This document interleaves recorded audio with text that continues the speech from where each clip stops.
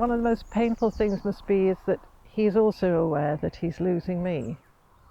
That there must be an awareness. He's still cognitively, things are still working all right, so he knows there's something wrong, and that I think must be really, really painful. It was for me. I think it works both ways, and they call it a living grief and bereavement, and I understand why it is, because the person is still there physically, but emotionally it's just disappearing.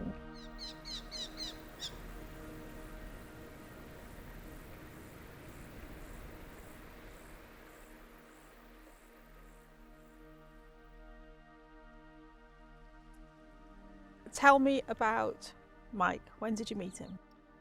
I met Mike at a Christian holiday conference thing in the summer of '88, and I was a single parent, and so was he at the time.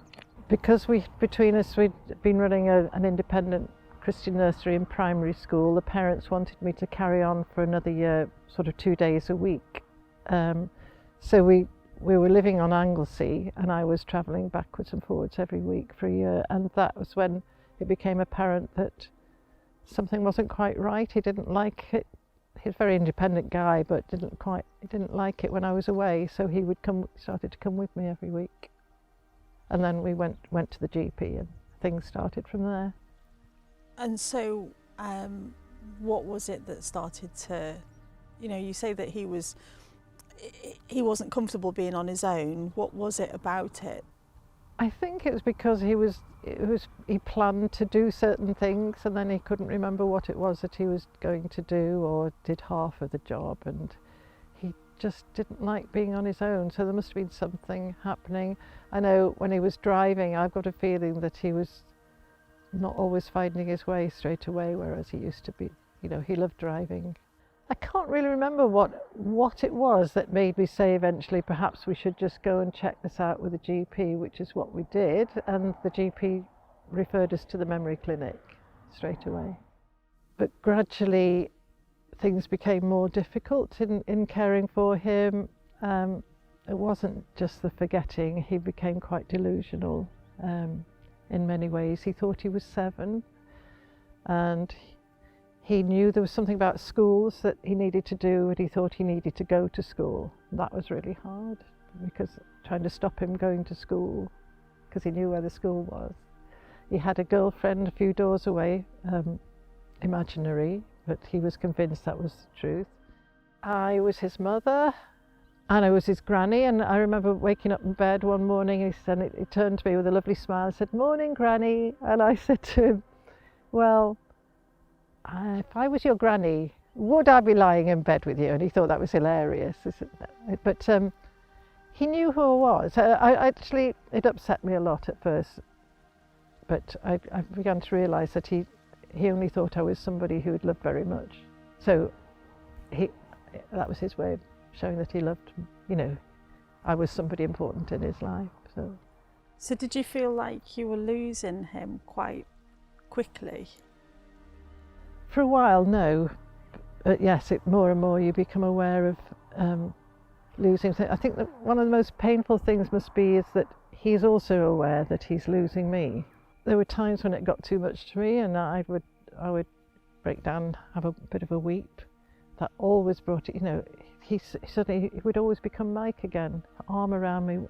It's okay, we'll sort it out, what's the matter? We can do this, which would make me cry even more. It wasn't violent, but he got angry. Yeah, it was very difficult. And you say that your home is your comfort zone, your safe place, and it became not the safe place and not the comfort zone. Because when we were in, I would lock all the doors and move the keys. And sometimes he'd get really frustrated that he couldn't go out. Coming to places like, around here where you can walk, where it's quite wild and rugged, was that helpful then? It was very helpful, but more and more we had to choose what I call safe paths. So whereas we'd perhaps walk the coastal paths quite a way, it became too difficult for him. Walking on Paris Mountain here was easier because there's a good path round. He began to find sort of anything with an incline was difficult, or steps, and he started to lose his balance. So many a time I had to, as he was going up steps, he would sort of start to lean towards the step, and many a time I had to stop and straighten him up and sort of more or less hold him as he walked up. And, he started to find that difficult. And he was sectioned, and then he went into the memory ward at the little hospital nearby, near the clinic, and was there for several months. That was a horrible thing. That must have been so hard. It was hard. He had his phone, he still could use his phone at that time. And he used to ring me all the time saying, please, please take me out of here. I don't know where I am, but they're keeping me a prisoner. Can you just come and rescue me? And every time I went to visit every day, he would be standing in the entrance part with his bag packed. So I'd spend a while with him and settle him in. And then I would leave. I would cry leaving, and it was horrendous, really. Again, the GP had talked to me and sort of said, well, you can become his wife again and not sole carer. And anyway, it was decided that he would go into care, and that he was in this place for about 18 months or so, and things got more and more difficult there because he refused to let people do his personal care. So I was going in and doing it.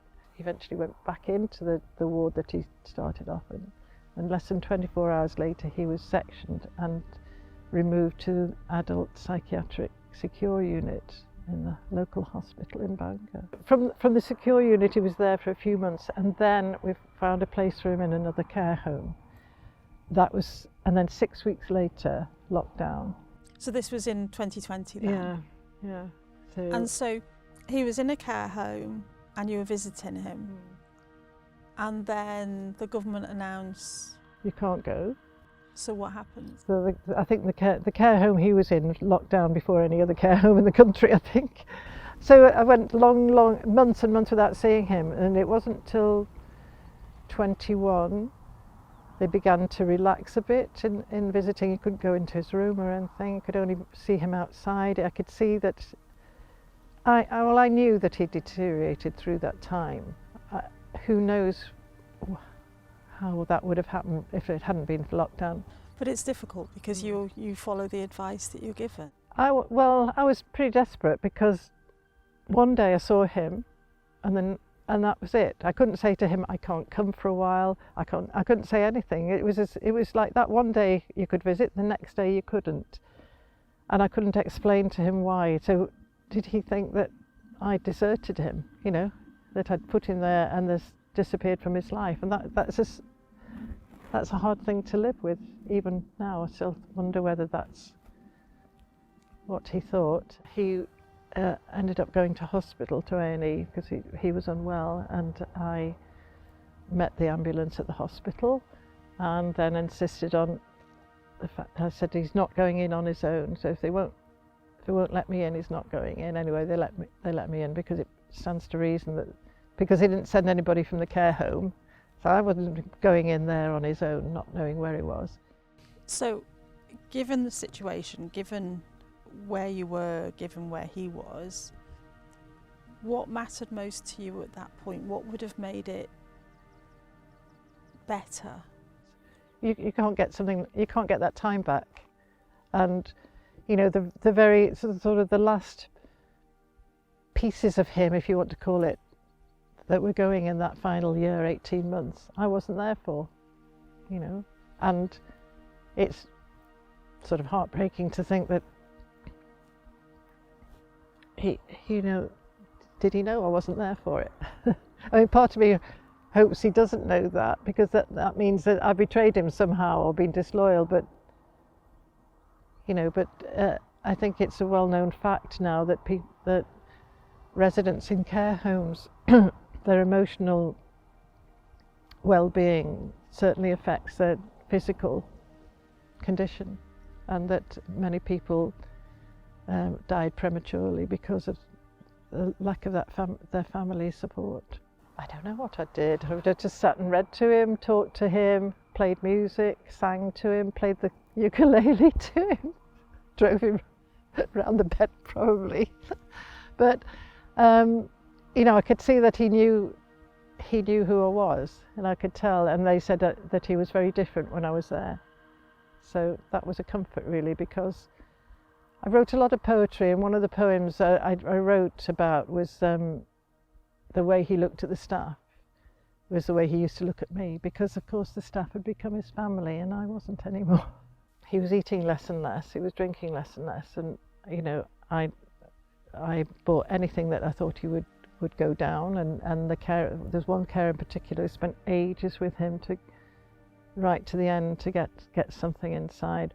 But he would be he was in bed, but he would be trying to get out of bed all the time and tossing and turning or sliding down, so I had to keep getting him, and there was nothing of him then. He was always a very slim build, and he'd lost so much weight, he was very gaunt. But even so, you know, if I held his hand or spoke to him, he would sort of move his lips, and you know, he's still speaking slightly, and would say, "Love you too." That's, you know, probably the last thing he said, which means a lot when nothing else is happening very much, or there'd be a hand squeeze.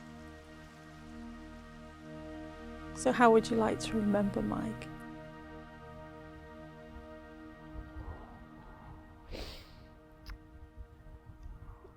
Just that as strong, loving father, husband, friend. He was quiet. I'm the noisy one.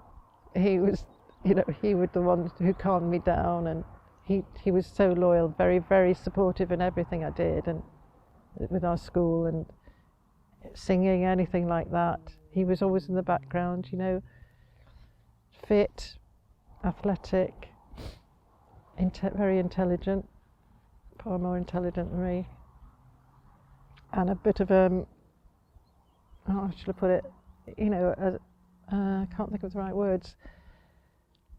He was sort of security, you know, he had my back. Yeah, he did really, yeah. So it's a bit, it's quite hard learning to live without all that.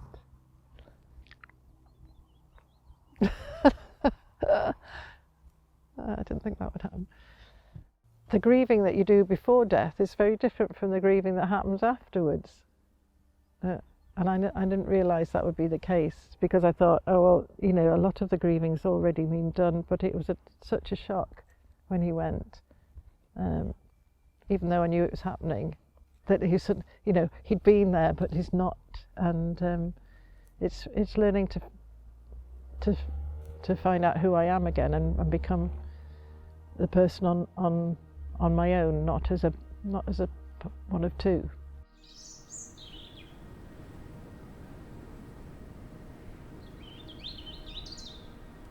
This life has not been snatched from you.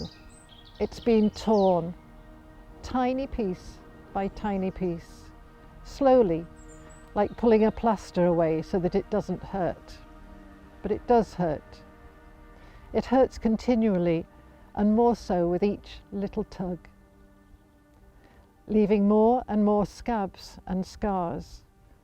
There's no healing involved, just a gradual disappearing in every respect. For me, I feel I'm in a perpetual bear hunt. I can't go over it, I can't go under it, I've got to go through it. One foot in front of the other, smiling, keeping a brave face, cheerful companion, and yes, I can do that, but with a permanent choking pain in my chest, curtains drawn against tears, laughter at the ready, showing the brave me that is expected, or maybe not expected. I'm not sure what is expected of me anymore. I'm disappearing too.